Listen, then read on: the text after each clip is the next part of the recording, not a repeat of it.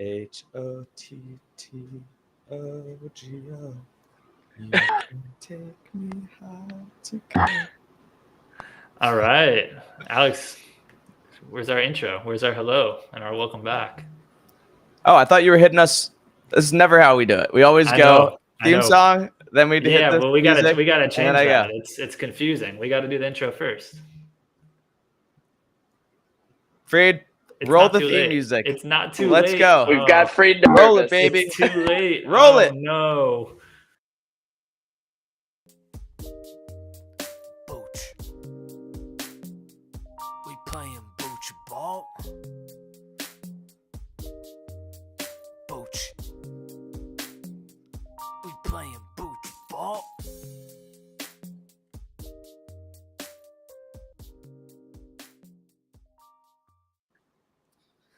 Hello and welcome back to Booch Ball, the only podcast on the face of the earth talking kombucha and college sports. My name is Alex, joined as always by my lovely co-host Freed. How are you doing over there, Freed? Oh, I'm great. We are so on the same page today. And to join us with this brotherly love, we got two brothers of different alma mater. We got the head coach himself, Rob, from the U, and Go. his brother John from the other U of F. Welcome to Booch Ball, John Dolphus. Uh-oh. Very happy to be here. He's doing the Gator Chomp. We've got the Dolphus brothers in the house, everybody. What an amazing occasion this is. Often on Booch Ball, we will have experts from across, different types of disciplines. Sometimes we have like biologists on the program. Sometimes we have kombucha brewers and makers and manufacturers. Sometimes we've had college football betting experts. We've even had a former president on the podcast. But today we have John and Rob Dolphus. Happy to Yeah. be here. Yep, welcome, boys. And so John, his little name in our stream is showing as I Albert. should tell that. And Alex and I both said, who the hell is Albert? And John, you want to clarify? Albert is half of the greatest mascots in the United States. Albert and Alberta the Gators. They're beautiful people. You should put some respect on their name. You guys have a charity mascot compared to Albert and Alberta. Come on. That's interesting. What is the so let's a little backstory here just so we can get acquainted with you. I would say reacquainted, but at least Rob, we've had you on the podcast before. Rob, tell us your credentials, including your official title, and why you're representing the Dolphus family today on Booch Ball. Well, for me, Yeah. Rob Dolphus, University of Miami, class of 2015. I had the pleasure of being a fraternity brother with the lovely Alex McGuire and the lovely Eric Tyler Friedman. Had the pleasure of completing many, many philanthropy singing events with Sir Alex McGuire That's true. and grabbing footballs from between Eric's legs in flag football. That's right. And it also And- seems like and you're off the having a side. DJ concert happening right now on your mic. Is anybody else hearing that too?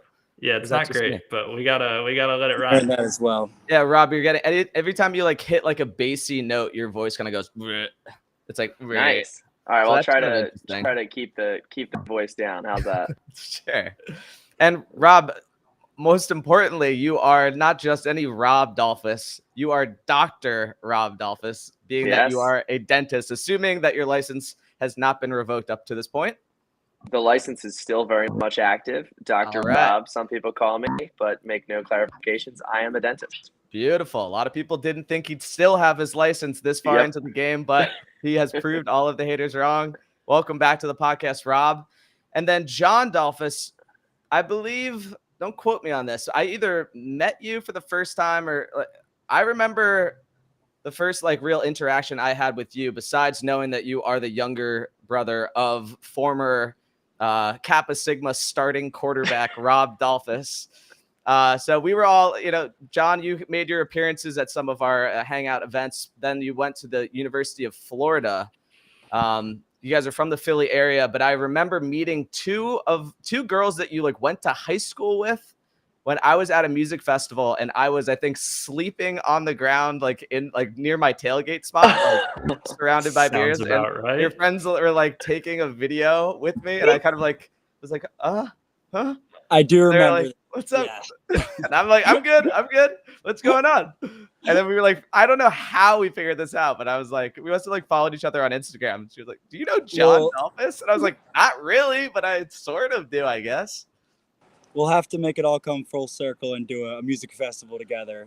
Absolutely. Now that we know each other truly. Yeah, for sure.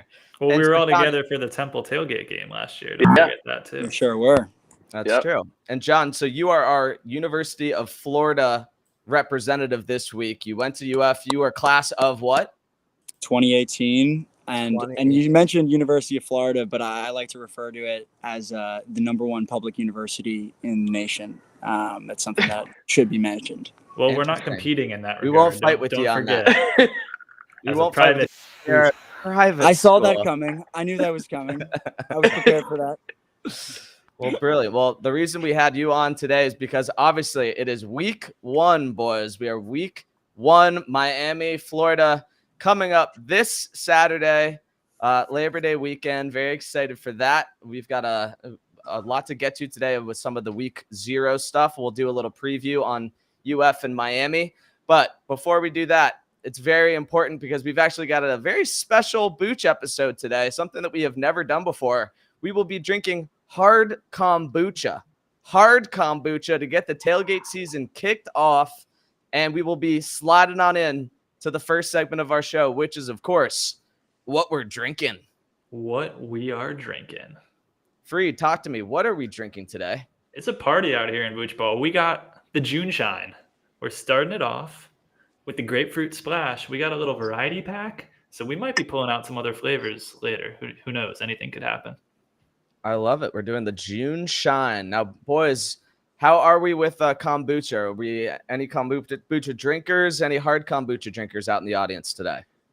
I admit that I had my first ever kombucha with Mr. Eric Tyler Justice Friedman, and I have started to enjoy it. Okay. I tend like to only that. drink it when I'm with him, though, so this is special. Got it. Well, you're with him in a way.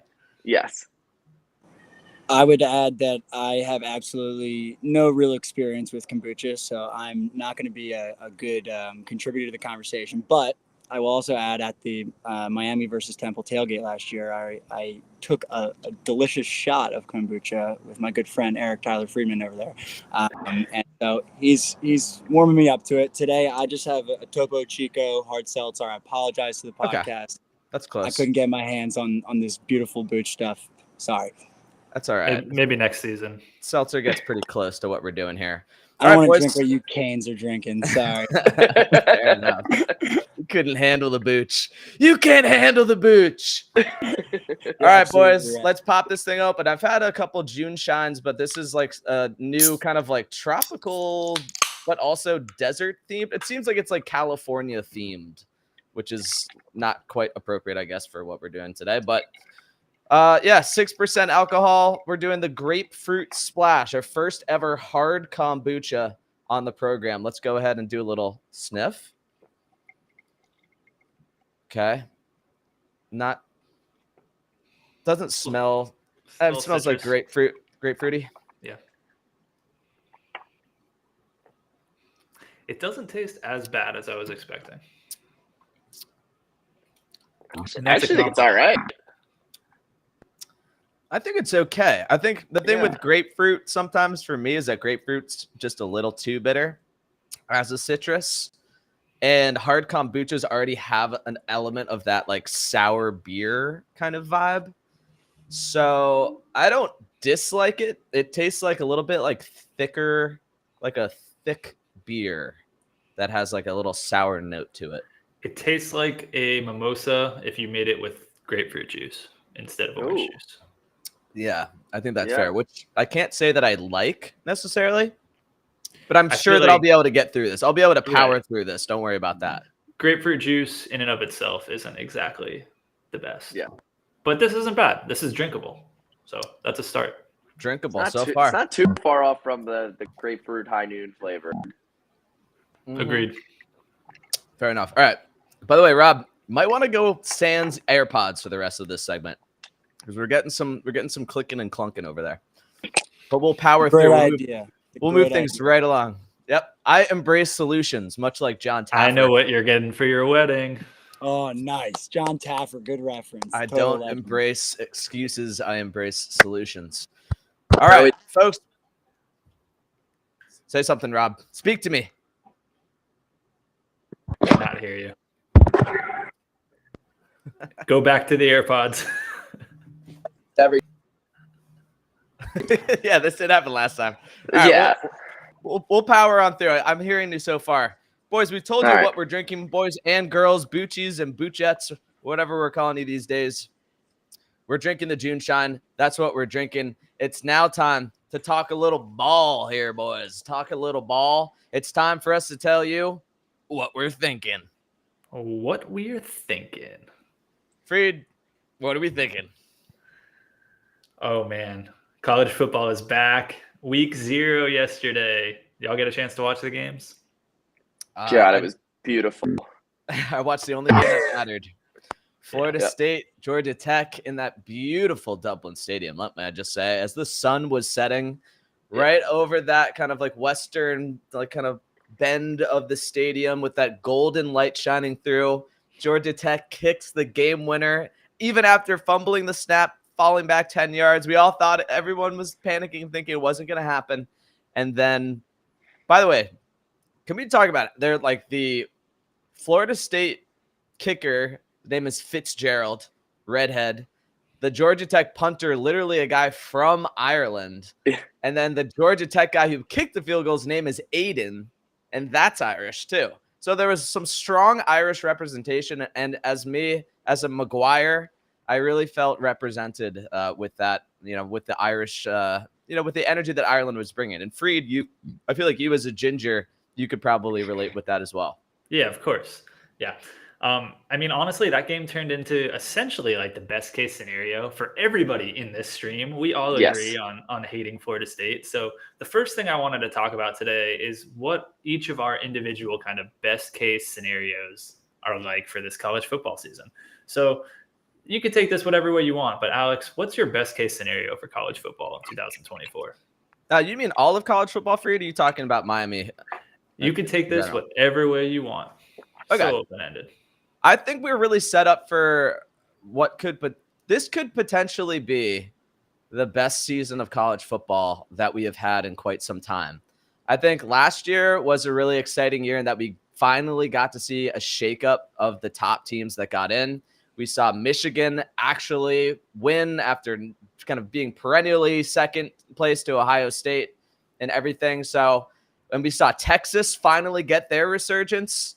So I think like with what's happening with NIL, we're actually seeing, and with Saban now stepping down, we're starting to see the playing fields get leveled. We're starting to see, a lot of boats get risen by the NIL tide. Now that the Tide are not paying all of the players indiscriminately and not having any consequences for it. So I'm really psyched about this year with the 12-team playoff. Obviously, a best case scenario for me is that Miami just makes the playoff. I don't care if we're at 12. I don't care. Like if however we get in, that would be amazing. I also will be perfectly happy if we make it to the AC championship game and have like an interesting game. And after seeing how Florida State looked, I would love to be able to beat Florida State at home when I'm there at the game with you and a bunch of my fam. So that's my best case scenario. I am going in. This past weekend has pushed me into I'm a little bit less cautious with my optimism right now, which is a little scary for me, but that's how I'm feeling. Okay. What do you think, John?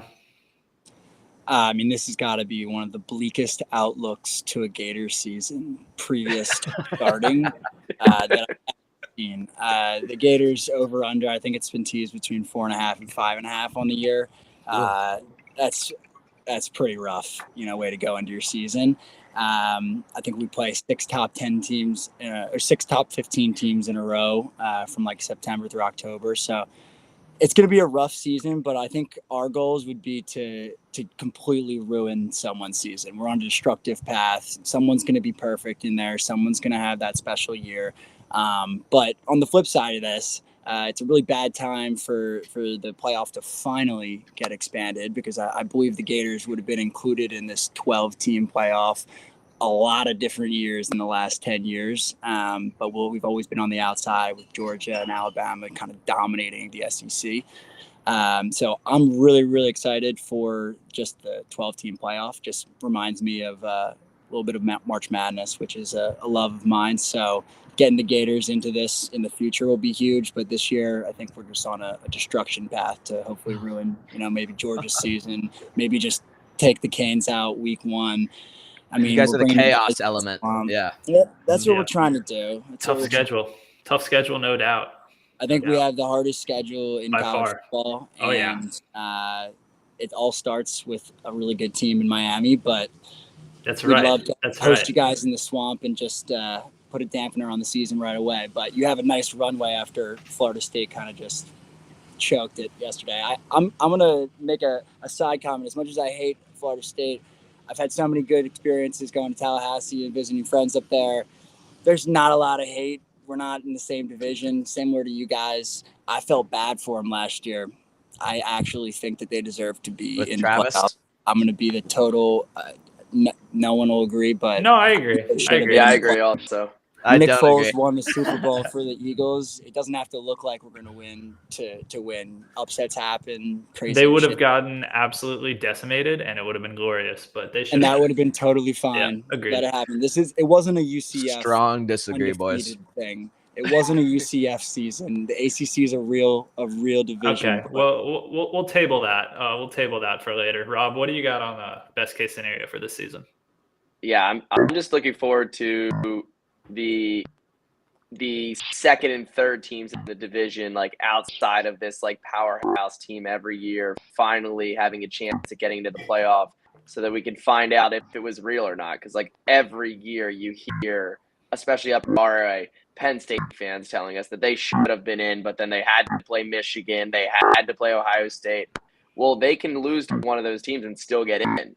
I want to see how they do. I want to see Notre Dame get crushed again in the playoff. I'm looking forward to that. That's going to be great. That's like a perennial thing, I feel like. Yeah, it's incredible. If they're in a playoff, they're going to get crushed, and it's always going to be great. Yeah, and it's going to be great. So, I'm happy to see those teams involved. And, hey, if we are one of those teams, I'd be pumped about it, right? Like, I think that there's a very real path for us to get to the playoff. And if we get crushed, we get crushed. But, God, if I'm interested in college football in December, that'd be the first time in a long time. Absolutely. Good things. Yeah, you guys all kind of covered the bases here. I think the chaos is critical. There's going to be a lot of games that are really important going into the last week of the season. We're going to see all the teams that we usually don't see. Alabama's vulnerable. Clemson's vulnerable. Georgia's still there, but I don't know. I feel like people aren't that high on Georgia for some reason. So anything can happen. We love the chaos. I think best case for Miami individually would be winning a really important game, whether that's the ACC championship game or in the first round of the playoffs. The best case is they win one of those. I'm not going to say we're going to win the Natty, but I think there's a real possibility of being in the picture.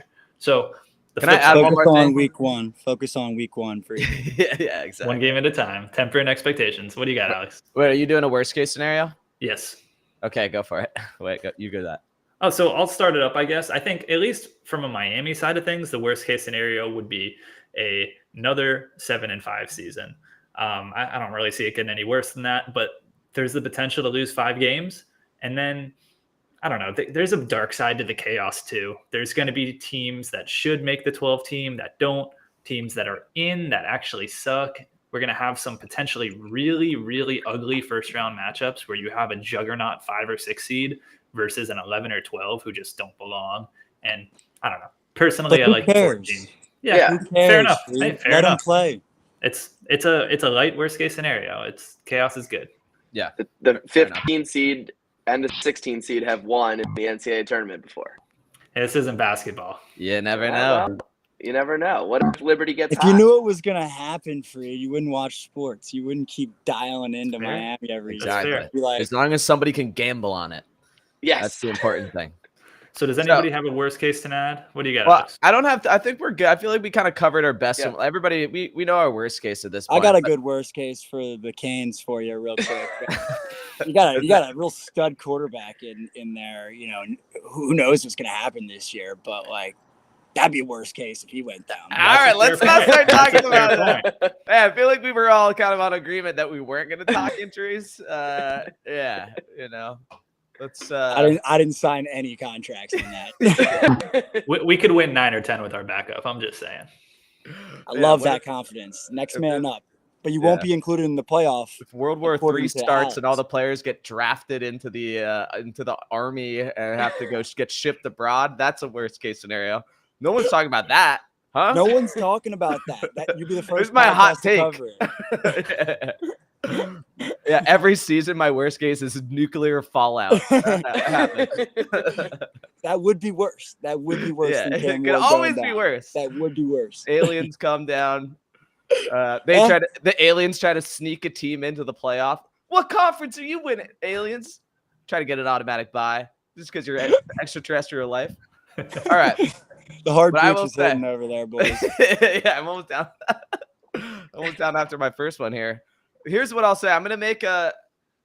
All right, I'm gonna make a. This is not a prediction. This is just kind of like a would love to see it this year. I would love to see the wheels just completely fall off Colorado and what Deion Sanders is doing. Yep. As much as I think the Deion thing is fun and it's I was super into it all of last year. I think I'm ready to make the switch and just be like, nah, I just don't think that has sustainability the way he's been running it down there. I think we got like the media frenzy out of it, and now it's going to, and now the media is going to want to, because they put him too high up on the pedestal. Everyone's just praying for his downfall. We've already started to see some stories come out about some things that are happening in the locker room there. Like one of the things that brought it up is I'm looking at Florida's roster and I see Cormani McLean on there, who was flip flop between Miami and Florida. Surprised everyone, went to Colorado, and then apparently got like beat up by Deion's like younger son, the quarterback or something like that. Shiloh. Like that won't happen to you in Gainesville. We're good guys, respectable. Yeah, historically, there's been no issues with the character. Can't speak to that. We're not done with the Colorado talk today. We're gonna circle back to them in the Pickens segment. I'm intrigued by them. I mean, what did they win? Like 4 games last year? It's not like they had that crazy start, but they lost like six in a row, I think, to end the year. Like the expectations. Look at Vegas. That's who knows. They don't think they're going to be good. Like they have them at like 6 wins. Like that's not going to be a team that's even in consideration in the playoffs. So like, it'll be in the storylines because of Deion, but until but it'll be so much more fun if they just completely blow it. Like that would be more interesting. But more likely they'll go 7-5 or something like that. Didn't they import a whole new offensive line? Like they imported a whole lot of stuff. Yeah. Yeah. Like what's going to happen with that quarterback? Like, I mean, he could be the best athlete in the world, but if I either want Colorado to be amazing. They come out and they just like Shadur is just like everything everyone says he is. He lights it up. I would be in full support of that. But the only other thing I would be like equally as happy about is if it's just a complete disaster. If they just win 7 games, no one cares. Everyone either wants it to be the best or they want it to be the worst.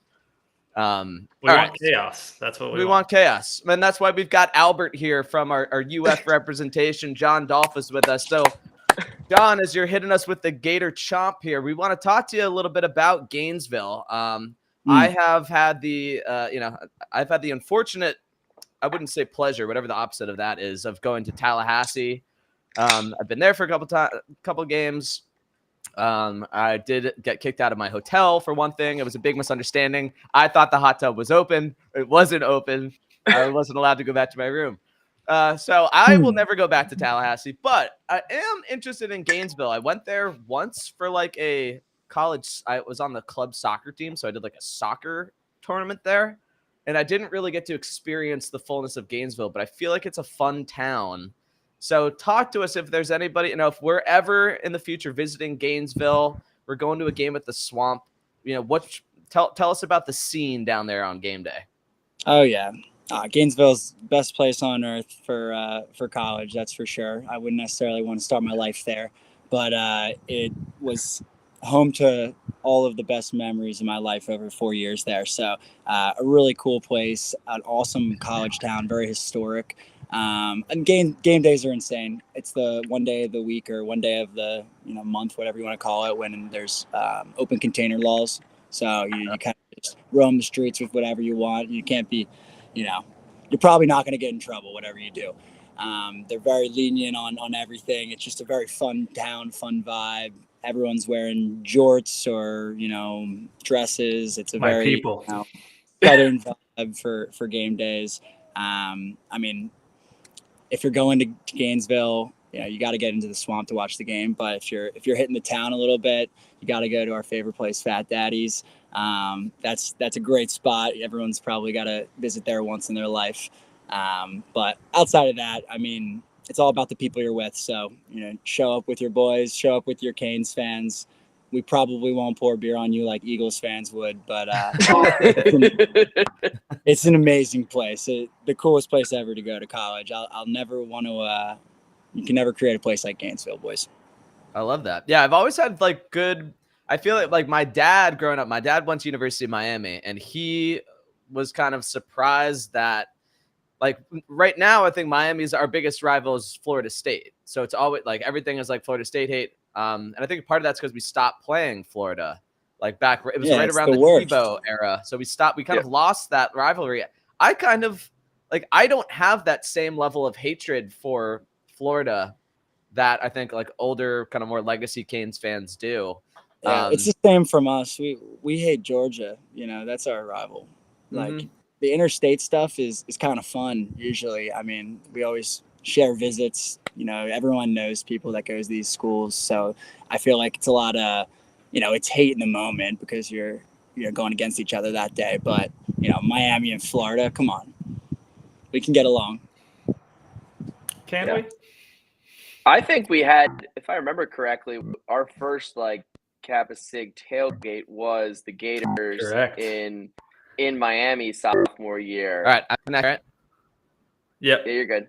2000. That was 2013. That was junior year, fall junior year, and we had a tailgate set up, and I remember there being quite a few Gator fans around us that I was cooking cheesesteaks for, and we're totally chill. And it was we were playing against them. It was the first time in 5 or 6 years I think we'd play against each other, and we were cohabitating.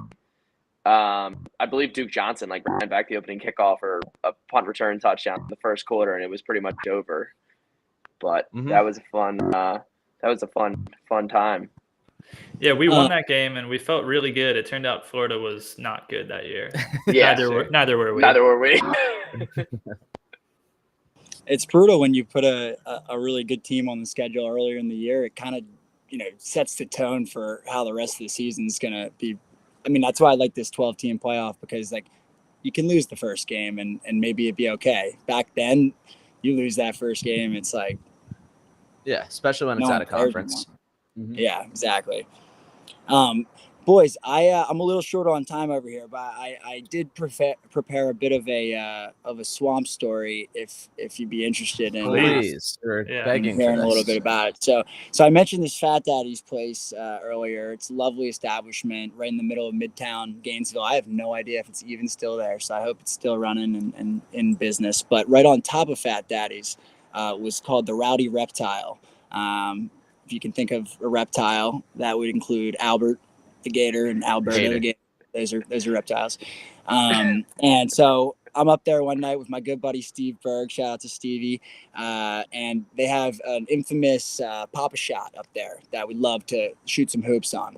Love it. So yeah, we're not on the topic of football, but we're now playing some Papa Shot at the bar. Look to our right, and it was Gators. I think it was running back / wide receiver at the time, Brandon Powell. He's now a wide receiver for the Vikings. He's there. We challenged him to a game of Papa Shot. Absolutely just destroyed his entire thoughts on his basketball universe. Really? He was very cool, though. We were growing up with him after. He added us on Snapchat. Me and Steve, though, we took it a little far, and we decided to talk a little shit. So we were you got smoked on Papa Shop, buddy. In about 15 minutes after we left the bar, we were both blocked on Snapchat. Never secret. So, Oh no, yeah, good for him. Get this. You don't need that hate. You don't need that hate in your life. Yeah, but hey, you he's doing fumbled great the now. bag. You fumbled the bag on him there. Fumbled the bag. Yeah, You had an we were buddies opportunity. for a moment, but it was a lot of fun, and it was cool. Always at Florida, there was that level of all the most famous people at Florida were our athletes and our coaches, and they all went to the same bars as you, the same clubs as you. You saw them out. They were part of the, they showed up at the fraternity parties. Even they showed up at the bar. Did you ever get a chance to like dance with Urban Meyer or anything like that? I hope not. No comment. For your sake. That is an interesting vibe with Gainesville. It's different from like Miami because it's so sprawling and because you can be spending you could go to South Beach every single day at Miami, or you could go to Brickell every weekend, or you could go to Coconut Grove, or just whatever, go do something else. Go to fucking Key West if you wanted to. So I feel like the crossover with the Miami players was a lot less. Like there was a lot less interaction besides like randomly seeing people on campus, obviously. But because the going out scenes were so spread out, I feel like it was less common to just kind of like come across a football player in the wild at Miami. I like the only real meaningful interaction I ever had with a Miami football player was I was like walking in the Grove and I kind of like happened to be on the same street as a like second string offensive lineman who was just blackout drunk. I just remember his first name was Taylor, but he was with like a buddy who was basically like guiding him places. And I little like 5'6" me was like kind of like squeezing by to get past. And this 6'7" monster guy is like turns to me and goes, "Did you just fucking bump me, bro?" And I'm like, No, definitely not. I did not. No, not a chance. You not got a the chance. wrong guy. And like his buddy was like, no, he was just walking by. He's just walking by. Like, does you want to fucking say? And I was like, trust me, dude. You are the last guy I would be bumping. Go Canes.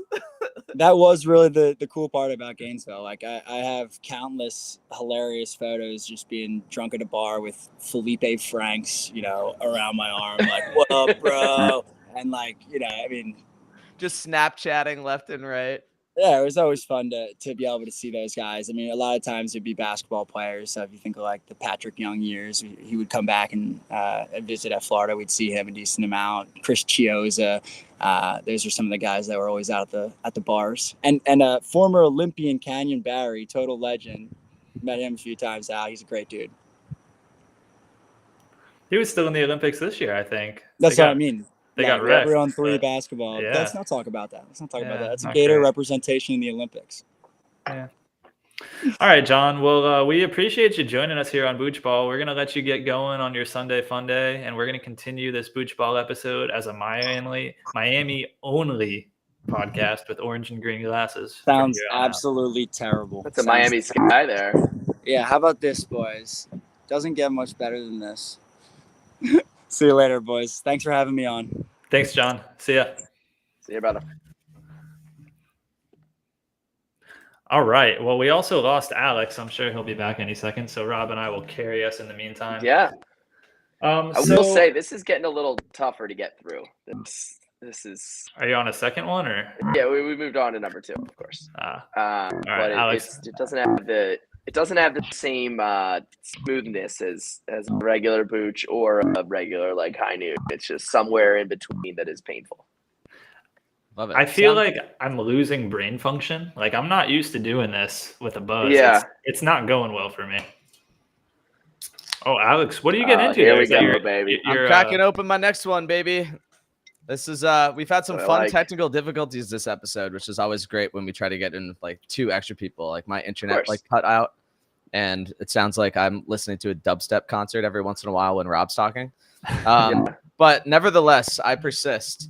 So you're getting into your desert cooler, is that right? Yes. So the grapefruit splash is done. I enjoyed it. It was very drinkable.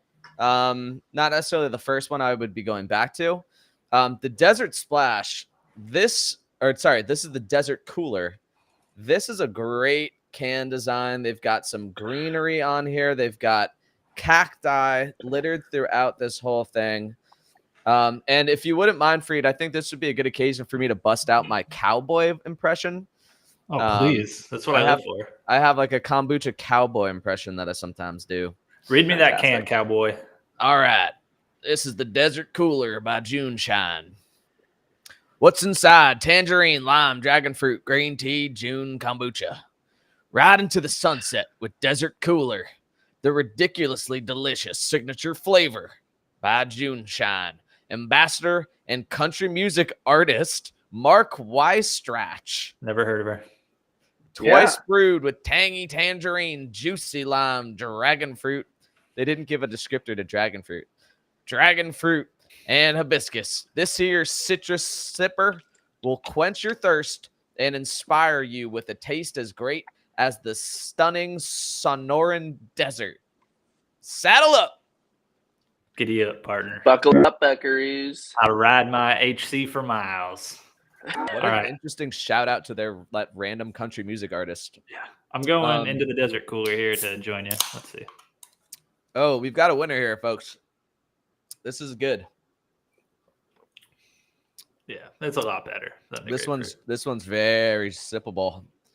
That's the thing with the hard kombucha is that you do, because you are ingesting the poison of alcohol when you drink it, you do lose part of the appeal of the kombucha experience, which is more of like a medicinal kind of like, oh, I'm doing this as an alternative to alcohol or as something to like clear my, to like cleanse myself. Whereas this is just kind of like, I don't know, what if we just let it brew for a little bit longer and get fucked up on it? So I did a little research. They do some sort of a double ferment process where they brew their Double OG IPA. kombucha and then they do it again with like a yeast and then you get more alcohol.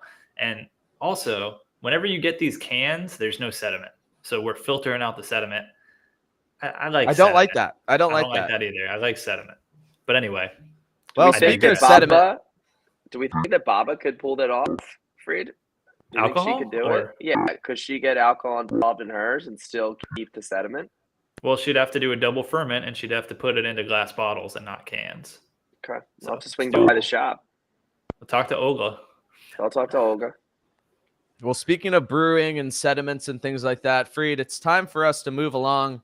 We've talked to you about what we're drinking. We're drinking the June Shine Variety Pack today, some hard kombucha for the first time ever on the show. Told you about what we're thinking about the canes in Florida and some swamp stories. It's now time for us to finish up our program and talk to you about who we're picking. Who we're picking. Who we're picking indeed, Freed.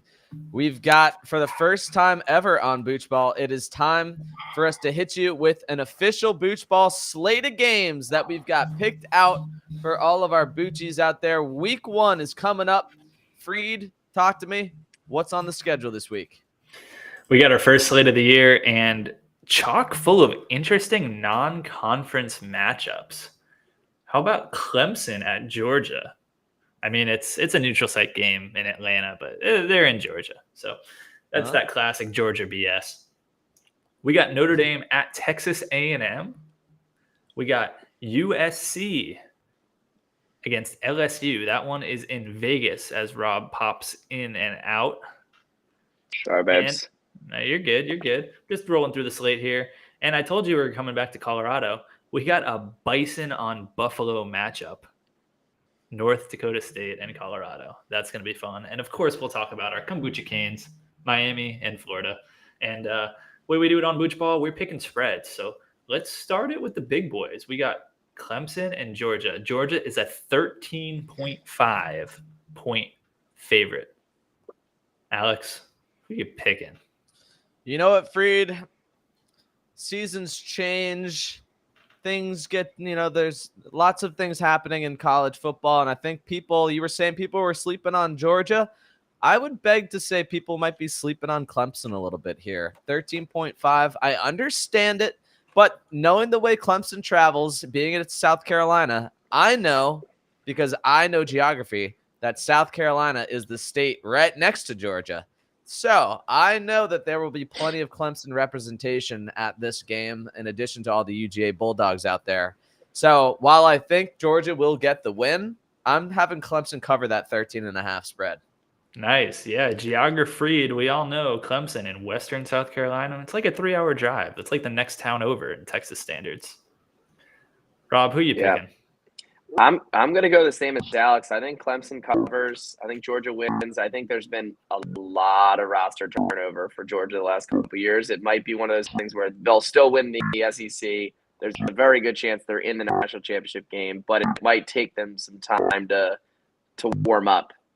And I could see them like it being a very close game till the end. They sneak out a win, then they start their run. Yeah, I'm picking up what y'all are putting down. I think it's going to be like that for the first 3 quarters, but I see Georgia pulling away for a backdoor cover. I'm taking Georgia to cover.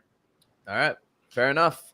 Next up on the schedule, we've got the Fighting Irish of Notre Dame traveling to Texas A&M. I don't know what it is about Texas A&M and trying to schedule early games against ACC adjacent opponents, but we've got Texas A&M favored by 3 with Notre Dame coming to town. Rob Dolphus, who's your pick on this one? I am not a Notre Dame fan, but this feels like a Notre Dame win. Mm-hmm. Just no real reason except just to make my life miserable. Yeah, so this game is actually way more interesting than it seems because last year, if you know, Duke head coach Mike Elko and quarterback Riley Leonard is now at Notre Dame, and Mike Elko is now at TAMU. So we got the coach with his former QB coming to town. And the thing that worries me about, I think Notre Dame's going to be better this year, but first game of the season, Notre Dame, new quarterback, new offensive coordinator at Kyle Field. It's going to be loud. I think A&M is going to cover. I'd feel way better if it was 2.5, but I think A&M is going to win and cover. Long-term, more bullish on Notre Dame. Okay. All right. Yeah, I think I'm feeling what Rob's putting down. I'm going to agree with you there, Dolphus. I'm going to say Notre Dame gets the win, but we all know Kyle Fields and interesting with all the 12th and 13th and 14th men and women that they have there. 75,000. Give me Notre Dame. I don't trust Texas A&M until I see him, halfway through the season. Show me that Connor Weigman is really as good as you think he is. I'll believe it when I see it. This one's for Aggie Donald T. All right. Yeah. USC and LSU. This game's in Las Vegas for some reason. Some opening kickoff game that I've never heard of. LSU 4.5-point favorites. Let's start with Alex again. All right, Freed. Well, I really don't know too much about this game, but I just know once you lose your star quarterback, that's never great. And USC was already on a little bit shaky ground, even having the next Patrick Mahomes allegedly on their roster last year. So I'm gonna give it to LSU just from from recent history's sake. Give me LSU in Vegas, baby. What you thinking, Rob? Yeah, I'm gonna go the same. I don't know. LSU's been churning out the studs. I think that chances are they have a couple more guys in the pipeline that are just going to overwhelm this team. Yeah, I think I finally agree with you guys. It's kind of a weird dichotomy here because LSU has a really good offensive line and they bring most of it back. So they should dominate this game in the trenches, but USC can score and LSU is susceptible to letting people score. So high scoring game, I think LSU pulls it out. But if USC gets ahead early, I don't know, could be bad. I'm excited for this sediment pick. This is a bison on bison matchup essentially because the Colorado Buffaloes are really just bison in hiding, right? So we have no sediment to drink today, but we got a sediment pick as per usual. So we got North Dakota State at Colorado. John brought it up earlier, or maybe Alex brought it up, but we're curious. We're excited to see what Dion's got in store. Alex, talk to us about this game. All right, Freed, my mind is telling me to pick Colorado here, but my gut and that's where we make our decisions here on Booch Ball. And my gut and about what I want to have happen is that I want this North Dakota State team. And by the way, the Dakotas are the kings of FCS football. That's right. There's nothing better. Every year, you always see some kind of a jackrabbit or you see a bison in the final rounds of the FCS playoffs when nothing else is happening in the FBS. So give me North Dakota State to have a real statement game, get the cover, not the win, but to strike fear in the hearts of Colorado. Man, this desert cooler's getting to me, boys. Yeah. Give me the bison in the Battle of the Buffalo. All right, Rob, what you got? I'm gonna ride the Colorado hype train to start the season. I don't know. I have a tough time with the FCS, FBS, and I also just can't stand Carson Wentz. That has just traveled its way to North Dakota State as a whole. I don't know. It feels like Colorado is going to start hot again, and just trampling North Dakota State would be like one of those 50-point. They're going to drop 50 on them in a Buffalo Stampede. This is like the Heisman starting game. You pack the stats. Is Carson Wentz still in the league? He's the backup to Mahomes. He's got the best. He has actually the best job in sports. Literally. Yep. North Dakota State is Trey Lance too, isn't it? Something pretty like sure that. Trey Lance went to North Dakota South State Dakota. as well. Or South Dakota he was State. I'm pretty sure he was North Dakota State. Yeah. So we're going with that. One of those Dakotas. Yeah. Let's just make it one state, but that's for a different podcast. That Bring sounds in like- Puerto Rico. Yeah. So super interesting here because, like you said, the Dakotas are the FCS hotbed. Two best teams in FCS, South Dakota State and North Dakota State. And I was looking at Bill Connolly's SP Plus ratings. That's my go-to for analytical. And preseason, he does a composite of all the college football divisions and puts them all in one list. It's absurd. It's the greatest thing ever. It goes from number 1, which is Georgia, all the way down to number 762, Fitchburg State. Now, we've never heard of that, but we have heard of it's North Dakota State. That's where my girlfriend goes. Fitchburg State? Are you kidding me? Yeah, you guys haven't met her, but she goes to Fitchburg State. Yeah, she's friends with Manti Te'o sex. I'm more shocked to know that you have a girlfriend, which means you must be bullshitting. So I'll never tell. So listen to this. On this list, Colorado number 61, North Dakota State number 62. Well. So we're putting them head to head. We're basically saying these two teams are as close as it gets. So 3-point boost, sure, but 9.5, not so fast. I'm taking the North Dakota State cover. And like you were saying, Alex, we think with our gut here, but the gut and the brain, they're intertwined. There's a lot going on there. So North Dakota State to cover, and hopefully Dion wheels start falling off soon. I like where your head's at, Freed. All right, we've scraped the bottom of the college football barrel with our sediment pick. The only thing left to do now is to finish up our kombuchas here. The June Shine, whatever it is, summer variety pack, whatever that we're doing here. So we've had the Grapefruit Splash, and we've had the Desert Cooler. Now, would we like to give individual grades, or would we like to give one overarching grade to the product in general, to the box? I think we just grade the box. I've got the one. I think it was. Let's grade the box. Let's grade the box. All right. So, as we all know, our loyal Boochies already know this, but Rob, just as a refresher, we do a scale of 0 to 10. 10 is the best thing you've ever tasted. 0, worst thing you've ever tasted. But things get interesting in the mid zone. So we have a 5 as would drink it, 6 would buy it, 7 would recommend it, 8 delicious. And that's where we see a lot of our picks falling here. Freed, would you like to hit us with your score for the June Shine Kombucha? Yeah, we're rating the box. Just try to think, what would peaches do in this situation? Honestly, that grapefruit is probably sub 5. The Desert Cooler is above 5. I'm going to put this at like a 5.1. I would drink this. I certainly would not go out of my way to buy it, especially taste-wise. It just is I mean, it's alcohol, but it's just not good. Like, Yeah. if you could have kombucha without alcohol, unless you're drinking it with the sole purpose of trying to get drunk, there's absolutely no reason to drink this. It's significantly worse, has no benefits. It's a 5-1. I stand by it. All right, 5-1. Dolphus, do you have any thoughts? I'm gonna go just a touch higher.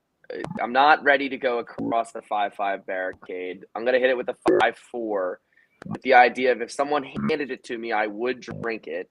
Mm-hmm. Yep. But I'd also consider it, you know, if I'm looking around the store, planning a party, having some people over, like it might be something fun to just have 6 of these in variety. the cooler. Yeah, Mhm. like, you know, just sitting there because the odd chance that you get a free that shows up. Or Right. Olga. Exactly. Or Olga, right? And it's there. It's a conversation starter. You get into, why do my friends talk about kombucha in college football every week? Right.